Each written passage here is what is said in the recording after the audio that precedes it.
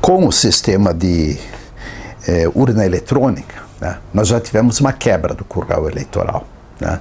Porque o curral eleitoral, ele dependia muito também, tá, de você poder comprovar, né, como a pessoa votou. E havia uma série de sistemas e artifícios que eram usados. Tá? Há um negócio chamado voto da Tasmânia, que era o voto formiguinha, tá?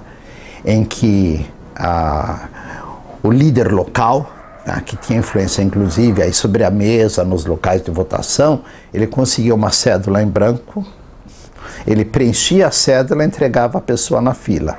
Ela tinha que trazer de volta uma cédula em branco após depositar aquela que era marcada. Essa era marcada para o próximo votar. Esse foi um voto criado pelos ingleses na Tasmânia, tá? E foi adaptado aqui. Tá? A outra é a questão de ofertas de bens e produtos e coisas. Tá? Nada disso garante que na hora do voto na urna o sujeito vai votar daquela forma, até porque não tem mais como controlar. Nós já tivemos uma quebra dos currais eleitorais na primeira eleição de governadores, quando foi eleito Tasso Gereissati no Ceará. Tá? Não sei se é coincidência, uma hipótese que eu gostaria de poder ter estudado, é que foi uma eleição que na mesma época teve uma famosa novela, Roque Santeiro, que mostrava muito claramente a relação entre o coronel, a elite local, a igreja, todo aquele sistema de domínio, e tanto na Bahia quanto no Ceará, no Nordeste, tá, várias dessas lideranças, desses coronéis locais foram derrotados. No Ceará, por exemplo, os três coronéis da época, chamados coronéis, eles se uniram contra o Tasso Gereissati, que era um desconhecido. Né? E eles perderam a eleição. Então, eu acho que os instrumentos que tem, né, já estão de voto eletrônico e tudo mais, já reduz o poder de manipulação da urna. Tá? Antigamente você tinha um fechamento de boletins de urna, e era nessa fase, na soma das planilhas de cada mesa apuradora, é que se fazia a modificação. Tá? Isso não é mais possível. Tá? Não é mais possível você aproveitar votos nulos ou brancos, tá? e fazer uma marcação deles na hora da apuração. Então, todos esses artifícios, uma parte já foi cortada. E o outro, acho que existe por trás desse aí também um preconceito, um elitismo com relação à figura do eleitor. Tá? Eu acho que o eleitor brasileiro sabe muito bem em quem vota e por que vota. Tá? Quem fica sentado em gabinete, em escritórios, e não vai ao campo ver a influência que políticas sociais tiveram de fato na vida do eleitor, né? Não entende que esse eleitor não é mais manipulável. Né? Se você vai para o interior do Nordeste, por exemplo, e você vê o impacto que tem a aposentadoria rural, tá? O que ela faz? Ela dá dinheiro vivo na mão do eleitor.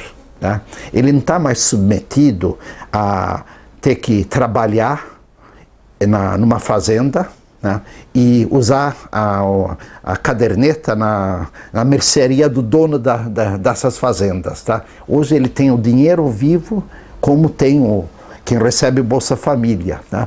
E eles podem tomar a decisão de onde é melhor fazerem suas compras. Tá? Já mudou o quadro.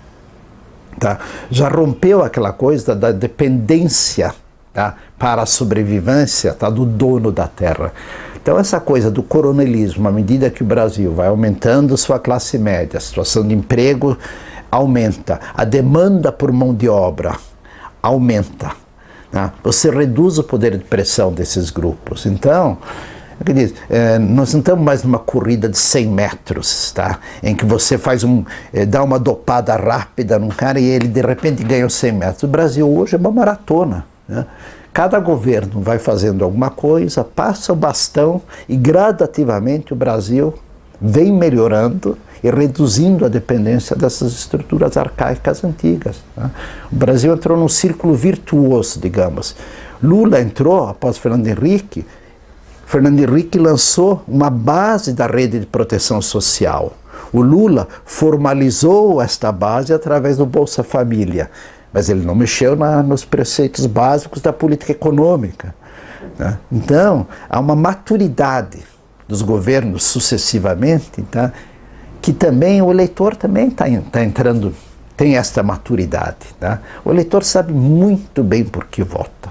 Às vezes um eleitor de periferia de São Paulo, ele teria uma tendência inicial de votar no PT, por uma razão, vamos transformar a sociedade, todo mundo vai ficar igual. Ao perceber que isto não é a realidade, tá? Ele pulava não para uma situação intermediária como o PSDB, ele votava no Maluf.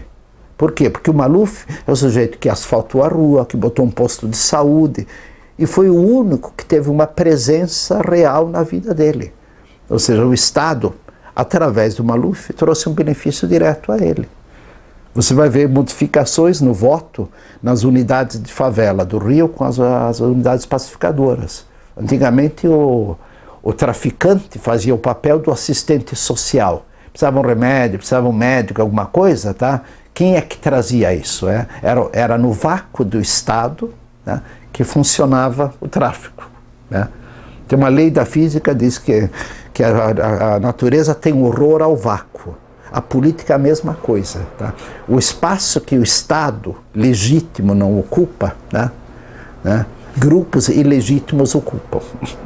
E hoje o Estado está ocupando cada vez mais espaços legitimamente. E acho que com o voto distrital, essa ocupação seria intensificada pela necessidade daquele representante conseguir trazer benefícios reais. Então esse vácuo que hoje é ilegitimamente ocupado, seria ocupado legitimamente. E aí, se a pessoa conseguisse reeleger 5, 6, 7, 8, 10 vezes, tá? Porque teve um bom desempenho, tá? Não vejo nenhum problema.